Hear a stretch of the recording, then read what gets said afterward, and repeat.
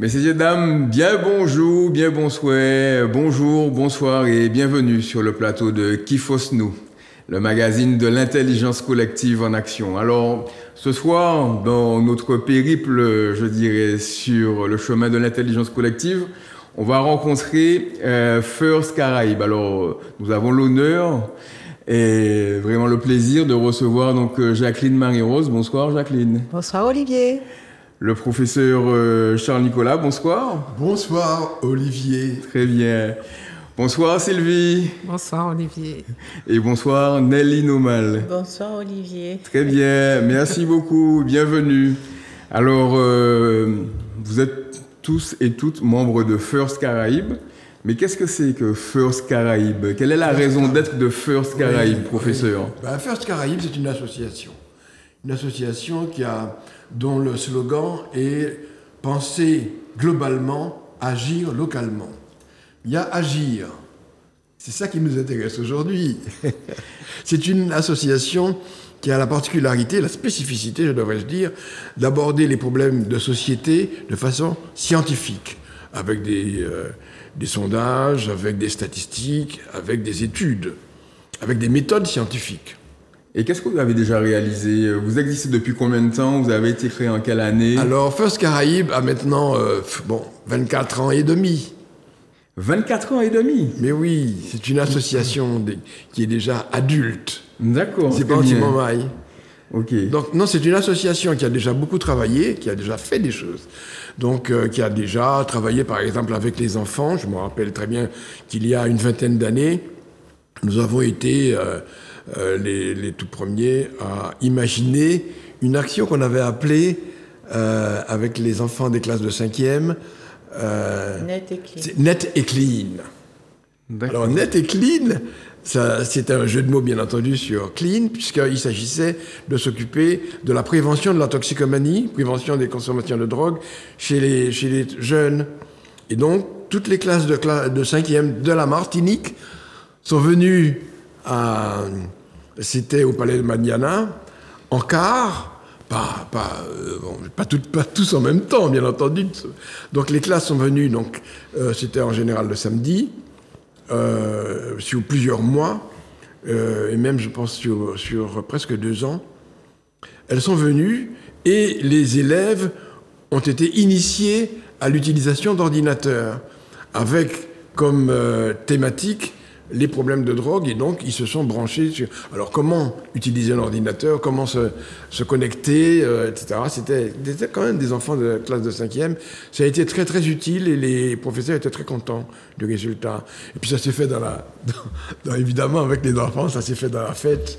Ils étaient joyeux, c'était vraiment très utile. D'accord. Alors, Madame Nelly Nomal, vous étiez de l'aventure lors de la création de l'association. J'ai pris l'aventure, oui, en cours, oui. En cours. Et est-ce que vous pouvez nous parler d'un projet emblématique qui vous a marqué? Moi, celui qui m'a marqué, c'est celui de l'esclavage, avec au comité d'honneur, Madame la First Lady, Madame Obama. Oui, c'était un colloque, c'est ça, sur les conséquences psychologiques de l'esclavage sur les populations. L'esclavage, quel impact sur les populations, la psychologie des populations. Et ça, c'était en quelle année?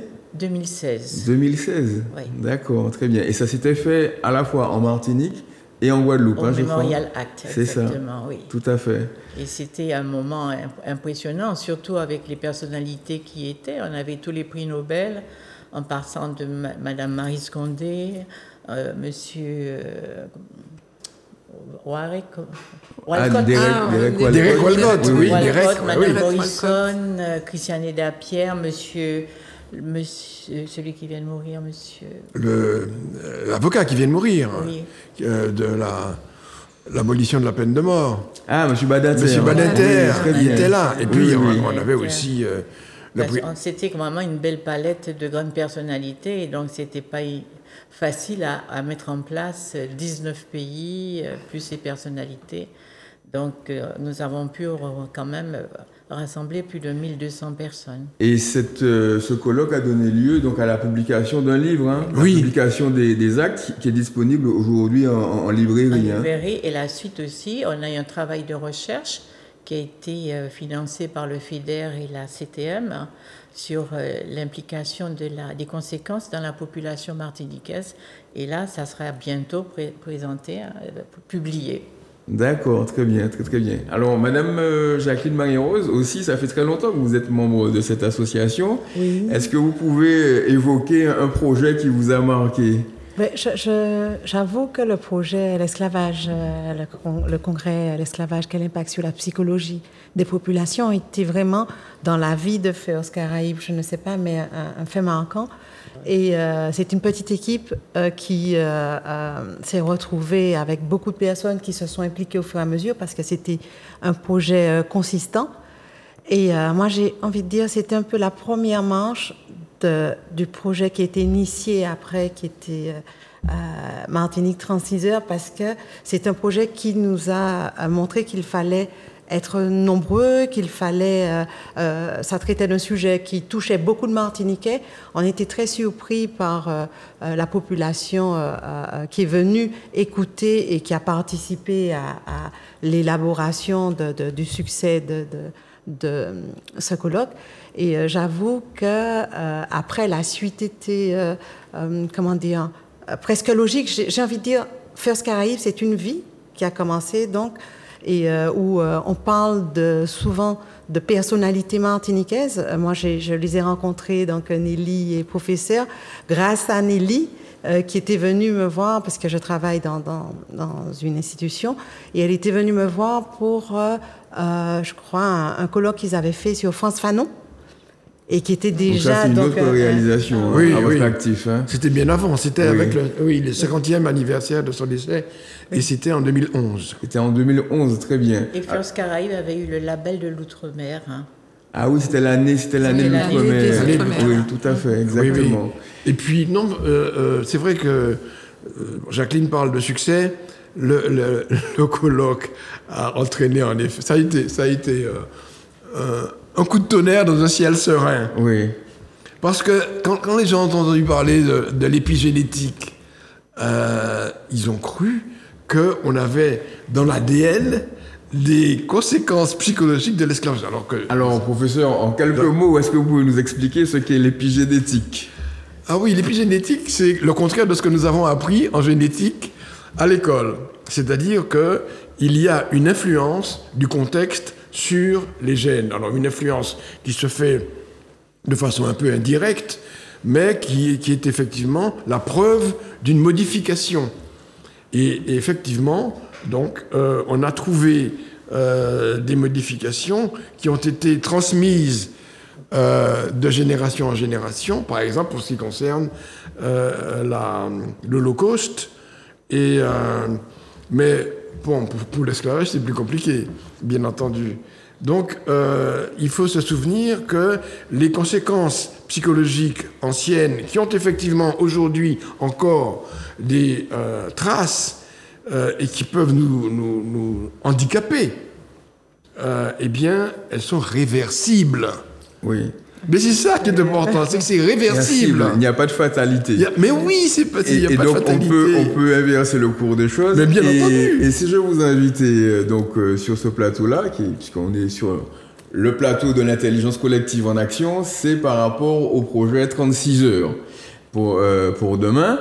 Alors, Madame Sylvie Mélien, vous avez participé activement à ce projet-là. Avant d'en arriver Avant d'en arriver aux 36 heures, vous aviez participé à d'autres projets. En 2016, au colloque sur les aspects psychologiques de l'esclavage, en y intégrant des enfants, en fait. Je passe un coup de fil. J'en discute d'abord avec Manuela Yanning, qui est directrice de la pagerie. Et elle me parle de ce projet et je dis, mais c'est dommage, ça aurait été bien d'avoir un regard d'enfant. Et donc, elle passe un coup de fil au professeur qui m'appelle et qui me demande de développer mon idée. Et je lui dis, mais oui, ce sont que des adultes qui discutent, mais ça serait intéressant d'aller un petit peu plus loin et de savoir ce que les enfants en pensent de ces pages d'histoire. Et c'est là qu'ils s'emparent de l'idée. Et que le colloque se déroute à la pagerie avec des travaux d'enfants d'élèves qui donnent un regard sur toute cette histoire de l'esclavage. D'accord. Et après, vous avez participé aussi, vous, Madame Mélien, à un autre colloque, je crois, Oui, sur la culture. La culture. Voilà, Mais c'est ça c'était après, c'était 2019. parallèle, oui. 2019. Un peu avant les 36 heures, Voilà. oui, effectivement. Et Oui, puis oui. après, il y a eu le projet 36 heures. Alors, est-ce Oui. que vous pouvez nous expliquer ce projet 36 heures, en quoi il consistait, et puis qu'est-ce que vous avez fait dans ce projet-là? Ah ben les 36 heures, ça c'est parti encore d'une idée du professeur Charles Nicolas, Oui. qui voulait que la population réfléchisse à un futur qui soit pas trop éloigné, qui soit un peu proche, mais pas très éloigné, qu'on puisse le vivre en fait, nous. Et donc, en conseil d'administration de First Caraïbes, il expose son idée et du coup, je réfléchis à comment je pourrais apporter des choses. Et c'est bien tombé parce qu'à cette époque, je venais d'être formée sur des techniques d'intelligence collective, des activités de co-design, design thinking, etc. Et donc, je lui fais la proposition d'animer un hackathon dans le cadre de ces 36 heures qui n'étaient pas encore bien formées. C'est-à-dire que c'est au fur et à mesure des réflexions et des enrichissements de personnes qu'on a concrétisé un projet mais il a fallu du temps pour que ça prenne forme. D'accord, donc vous étiez en charge du hackathon qui s'est appelé Madiathon, hein, je crois. Madiathon, exactement. Et Oui. puis alors, Madame Nomal, vous, quel était votre rôle justement dans l'organisation de cet événement 36 heures? Oui, là aussi, c'était une grosse partie parce qu'il fallait travailler avec la diaspora. Donc, on a mis en place des ateliers pas faciles à cause du décalage horaire. Donc, c'était une organisation vraiment gigantesque. Quand il fallait travailler avec Hong Kong, en même temps Addis Abeba, la Martinique, donc c'était quand même quelque chose d'impressionnant. Donc, c'était vraiment une opération gigantesque. Et puis, n'oublions pas que nous avons eu le Covid. Oui. Donc, il a fallu passer à travers, subir les conséquences, enfin, donc ça a été vraiment une opération qui restera marquée à jamais dans nos mémoires. Oui. Alors, un point d'étape de ce projet-là qui était important, c'était 3 journées donc, de réflexion à la Batelière, qui étaient prévues en septembre 2021, qui ont dû être reportées justement en janvier 2022. Et il y avait donc trois salles, 3 ambiances, on pourrait dire. Il y avait donc le Madiathon, l'hackathon donc qui était piloté par Sylvie Mélien. Il y avait un forum participatif. Et puis il y avait aussi un laboratoire des littératies du futur qui avait été conçu avec l'aide de l'UNESCO. Et justement, est-ce que vous pouvez nous en dire plus sur le partenariat qui lie toujours d'ailleurs, hein, First et l'UNESCO? Oui, puisqu'il y a une lettre d'intention de l'UNESCO qui a été signée par la directrice générale et qui est donc tout à fait valable encore aujourd'hui. Mais en effet, le travail avec l'UNESCO a commencé... avec l'esclavage? Oui, à Paris en fait. À Paris... lorsque l'UNESCO, qui a déjà une ancienneté dans la réflexion sur l'esclavage, a fait un travail, a fait proposer des laboratoires de réflexion. Et j'y suis allé, et j'ai à ce moment-là rebondi sur donc l'idée d'un travail à faire à la Martinique. À la Martinique, et puis après on l'a transposé aussi à la Guadeloupe. Mais ce qui était assez particulier, c'est que le travail de l'UNESCO visait à penser le futur. C'est exactement ce que je voulais. Donc, penser le futur, c'est-à-dire pouvoir se projeter, bien entendu, mais pouvoir imaginer, ouvrir son imagination, arrêter de penser comme on pensait avant, c'est-à-dire de manière formatée plus ou moins inconsciemment d'ailleurs, mais ouvrir son imagination et laisser partir toutes les idées qui pouvaient fuser. Et c'est ce qui s'est passé d'ailleurs. Donc il y a eu une préparation à ces 3 jours que vous avez décrites, ces 3 journées que vous avez décrites. Et donc, on a eu des ateliers qui ont précédé le travail sur la littératie des futurs. Et Sylvie Mélien a fait un travail qui a précédé également, et de même que Jacqueline Marie-Rose. Et ce qu'il faut retenir, c'est que les 3 jours ont été un summum qui a été ouvert par Jocelyne Béroir, qui était la marraine de l'événement. Oui. La marraine. Pourquoi ce choix de parce que Jocelyne Béroir, je veux dire, c'était naturel. D'abord parce que Jocelyne Béroir, c'est la générosité, c'est l'énergie.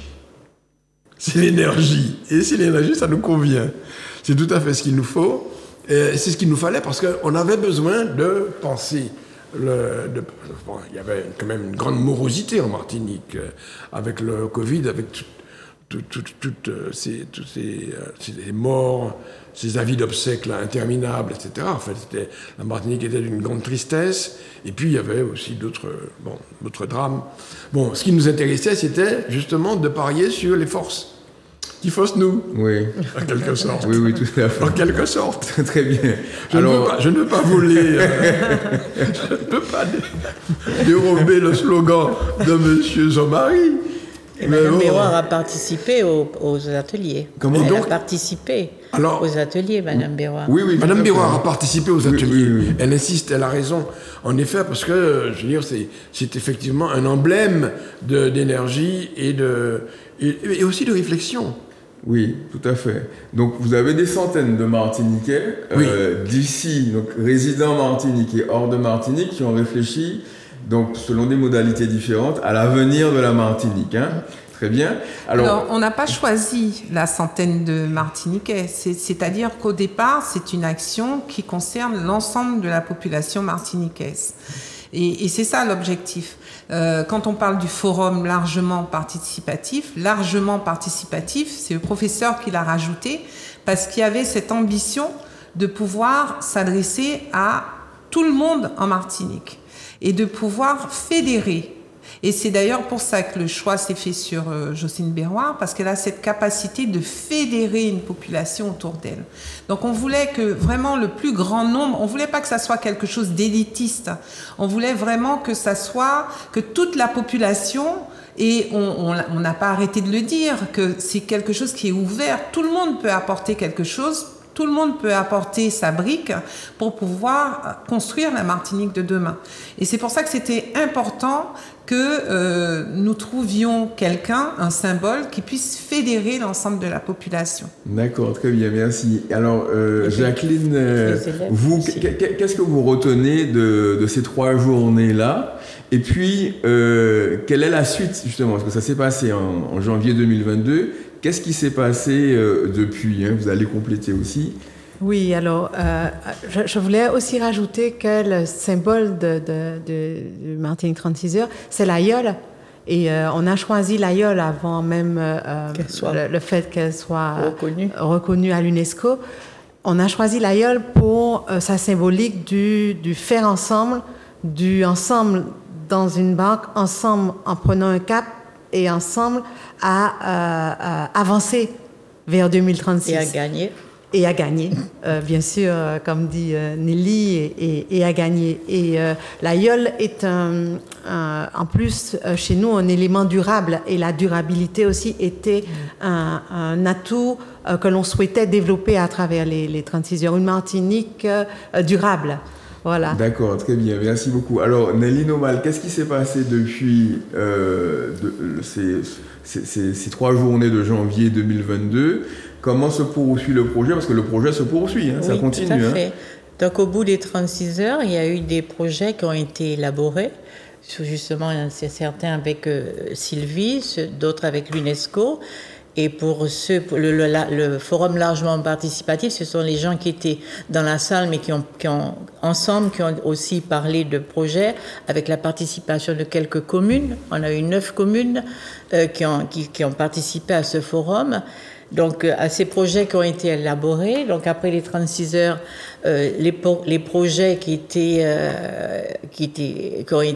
qui sont sortis de ces 36 heures, Sylvie a continué avec eux, puisqu'il fallait les mener. Bon, c'était vraiment quelque chose qui n'était pas encore finalisé. Donc, Sylvie, avec ses techniques, les a menés pendant 1 an. D'accord. Pendant 1 an, donc et là... Vous pouvez nous en parler? C'est pas confidentiel? Non, pas du tout. Pas du tout. Alors, il y a 7 projets. On a eu quand même une défection du public, hein, parce qu'on était en pleine période de Covid. Oui. Et il y avait une limitation sur le nombre de personnes qui devaient être en présence dans les salles. Donc, c'est vrai que ça nous a un peu contraints. De cette journée du hackathon qui a duré quand même 10 heures, 10 heures de réflexion autour de thématiques qui avaient été au préalable accompagnées par des experts. Parce qu'on n'a pas la prétention d'être tous spécialistes d'agronomie, de tourisme, etc. Donc, en amont, il y a eu tout ce travail en amont qui est très important et qui a permis d'inspirer la problématique générale de ce hackathon pour permettre de fédérer des personnes autour de thématiques qu'ils ont choisies. Donc, il y avait le patrimoine, il y avait l'agriculture, il y avait le tourisme, il y avait l'éducation, il y avait la santé, etc. Et des personnes qui ne se connaissent pas au départ se sont emparées de ces thématiques pour travailler ensemble et proposer des projets. Donc, il y en a 7 qui ont émergé. Qui ont éprouvé aussi une émotion. Oui, c'est vrai. Non, mais c'est ça qui est aussi intéressant. Oui, c'est vrai. Et de ces 7 projets, on les a accompagnés pour qu'ils puissent réfléchir ensemble. D'abord, savoir s'ils voulaient continuer à explorer l'idée qu'ils avaient trouvée lors de ce hackathon et construire de façon beaucoup plus formelle en les accompagnant avec Muriel Lecard qui était présente également. Donc, on s'est chaque fois entouré de spécialistes pour pouvoir faire grandir ces projets et pouvoir les faire émerger. Donnez-nous des exemples de projets. Alors, il y a un projet, par exemple, la santé. Sur la santé avec... alors, c'est Nelly qui va m'aider. Fontaine Island. Fontaine Island, qui est l'idée, c'est de pouvoir réparer des problèmes de peau. D'accord.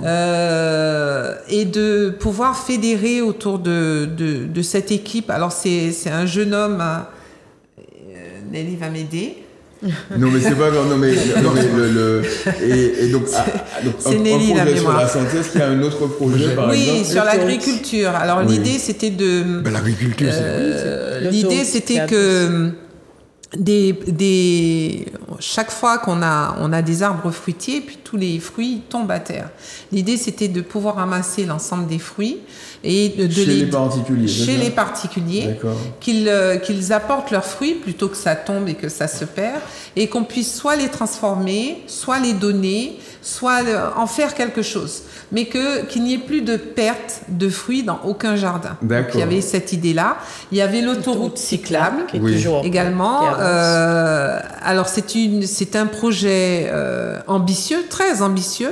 C'est de faire de la Martinique, toujours dans cette Martinique durable, respirable, qu'on puisse utiliser davantage les vélos et qu'on puisse avoir des endroits pour pouvoir les utiliser beaucoup plus facilement. D'accord, très bien. Merci beaucoup. Alors, comme on dit chez nous, les akakoui, paraît en longtemps. Alors, moi, je voudrais terminer avec le partenariat avec l'UNESCO. Est-ce qu'il vit toujours?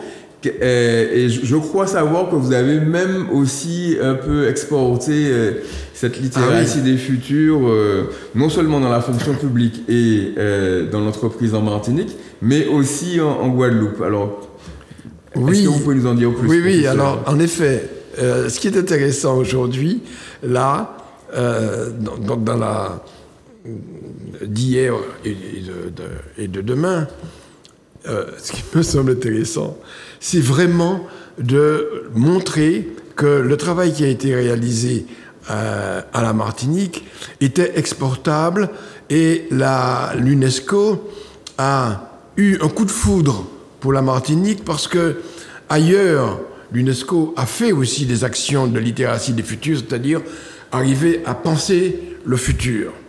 Mais à la Martinique, c'était une action sur le long terme. Ça, c'était nouveau. Parce que c'était comme il disait, des one-shot, c'est-à-dire vraiment des actions ponctuelles. Dans tous les pays du monde, ils ont fait déjà comme ça des actions ponctuelles. Mais seul en Martinique, on a eu cette dimension temporelle de continuer à travailler sur le long terme. Alors, aujourd'hui, donc, on s'oriente vers des cercles de traitement collectif des conséquences psychologiques de l'esclavage. Oui. Parce que nous avons beaucoup insisté ces derniers temps à la Martinique. Beaucoup de gens ont souligné le fait que des gens n'osent pas penser l'excellence, n'osent pas viser l'excellence, parce que c'est pas fait pour eux, parce que, ils ont envie de rester là où ils sont, quoi, parce que c'est quand même confortable, tandis que l'excellence, ça leur fait un peu peur. Et donc, ça, c'est une conséquence psychologique de l'esclavage. Et vous allez continuer donc à travailler ça avec l'UNESCO, c'est ça? Oui. D'accord, très très bien. Mais écoutez, merci beaucoup. Merci, malheureusement. C'est déjà fini? Oui, c'est déjà fini. Donc, on va prévoir une prochaine émission lors de la prochaine saison. Mais j'ai pas fini de parler. Et donc, merci beaucoup. Merci de votre participation. Merci. Chers téléspectateurs, téléspectatrices, merci de votre attention. Et puis, rendez-vous à un autre numéro pour recevoir donc l'équipe de First Caraïbes. Qui fait nous comprendre que nous belles, nous forts, nous intelligents et nous capables. Et les porteurs de projets. Bien sûr. Merci beaucoup. À bientôt. Au revoir. Au revoir.